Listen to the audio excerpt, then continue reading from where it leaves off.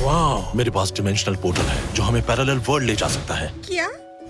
अपनी गलतियों की भरपाई करना चाहता हूँ। वो तुमसे प्यार करता है। मैं और क्रिस कभी एक साथ नहीं हुए।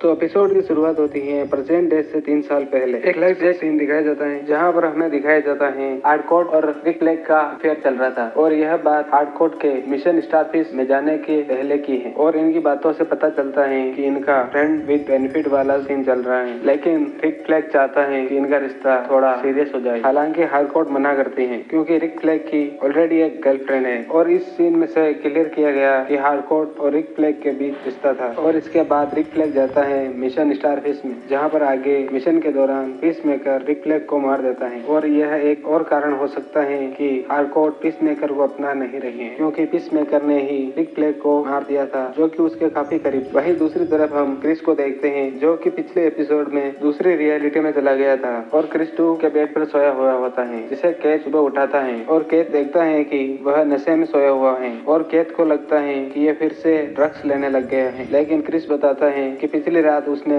ज्यादा शराब पी ली थी जो कि उसने पार्टी में पी ही थी। और पिछले एपिसोड में हमने सुना था कि होगी भी इसी दवा की बात कर रहा था जो कि क्रिस लेता था। और इसके बाद क्रिस 2 का मोबाइल देखता है तो उसे याद आता है कि कल रात वो एमिलिया 2 से बात कर रहा था और क्रिस मैसेज में देखता है कि एमिलिया हार्डकोर ने मैसेज किया है कि कल वो ऑफिस में बात करेंगे। और फिर क्रिस 2 के कपड़े पहनकर तैयार होता है और फिर क्रिस 2 की बाइक लेके वहाँ से निकल जाता है हार्डकोर से मिलने, जो कि आर्गस ऑफिस में काम करती है। वैसे क्रिस 2 की बाइक पर काफी वेपन अटैच थे। रास्ते में लोग क्रिस को पीस मेकर कह के चेयर कर रहे थे और लड़कियां उसकी दीवानी है। और ये सब देखकर क्रिस कहता है ये डायमेंशन सबसे बेस्ट डायमेंशन है क्योंकि यहाँ पर सब उसे एक हीरो की तरह ट्रीट कर रहे हैं। दूसरी तरफ रियल डायमेंशन में सबको पार्टी के बाद हैंगओवर हो रखा है और यहाँ पर विजिलेंटी अपनी अजीब बातें कर रहा है और एडा बायो हार्डकोर से पूछ रही है कि कल रात को क्रिस और उसके बीच क्या बातें चल रही थी। एडा बायो हार्डकोर को कहती है कि क्रिस उससे प्यार करता है, लेकिन हार्डकोर कहती है कि क्रिस और उसके बीच कुछ नहीं हो सकता है। यही इकोनॉमस को सासा का कॉल आता है और सासा फ्यूरी के साथ हॉस्पिटल में है जहाँ पर फ्यूरी की स्क्वाड का इलाज चल रहा है क्योंकि पिछले एपिसोड में इगली ने पूरी स्क्वाड का बुरा हाल किया था। और सासा इकोनॉमस को कहती है कि तुम्हें बताना चाहिए था कि क्रिस के पास एक सुपर डक है, लेकिन इकोनॉमस कहता है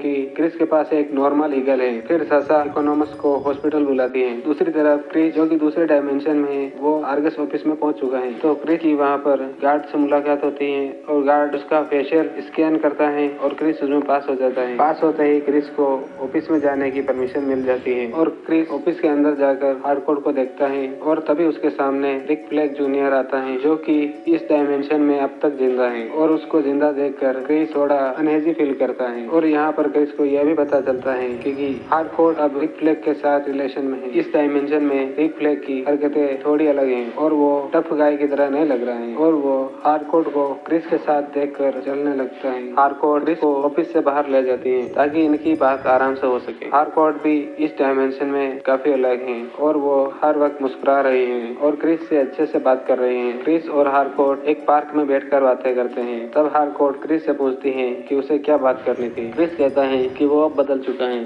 और वो अपनी आदतों पर, अपनी कमियों पर काम कर रहा है और अब वो बेहतर इंसान बनना चाहता है। हार्डकोर कहती है कि क्रिस को उसने इसलिए छोड़ा था क्योंकि क्रिस उसके साथ सीरियस नहीं था, क्रिस ने उसको चीट किया था। तभी क्रिस कहता है कि अब वो सीरियस है और ऐसा कुछ भी नहीं करेगा। और हार्डकोर कुछ सोचने के बाद कहती है कि तुम टाइम लेकर अच्छे से सोच लो, हम फिर बात करेंगे। तभी वहाँ पार्क में एक टेररिस्ट ग्रुप का एक आदमी गिरता है और ब्लास्ट में मारा जाता है और क्रिस और हार्डकोर भी इस धमाके से दूर जाकर गिरते हैं। और यह टेररिस्ट ग्रुप गवर्नमेंट के खिलाफ है और वो सब गवर्नमेंट बिल्डिंग को खत्म करने आए। साथ ही उनके कुछ डिमांड है जो कि अभी हमें बताई नहीं गई है। क्रिस चुपके से बगल वाली बिल्डिंग में जाकर गवर्नमेंट वाली बिल्डिंग में घुस जाता है जहाँ पर टेररिस्ट ने बिल्डिंग को उड़ाने के लिए टाइम बम लगा रखे थे। क्रिस एक एक करके सारे टेररिस्ट को मार देता है और एक बार वो जॉन विक भी बन जाता है। एक आदमी के पेंसिल घुसाकर दूसरी तरफ से निकाल देता है और आखिर में बॉम्ब को डीएक्टिवेट करके बिल्डिंग को बचा देता है। और दूसरी तरफ के अपने सुपर हीरो सूट में टेररिस्ट के हेलीकॉप्टर को डिस्ट्रॉय कर देता है और दोनों भाई मिलते हैं और एक दूसरे को अप्रिशिएट करते हैं। और हार्डकोर क्रिस के पास जाते हैं और उसको हग करते हैं और पब्लिक भी क्रिस क्रिस को चेयर करते हैं और ये सब कुछ देखकर क्रिस को अच्छा लगता है।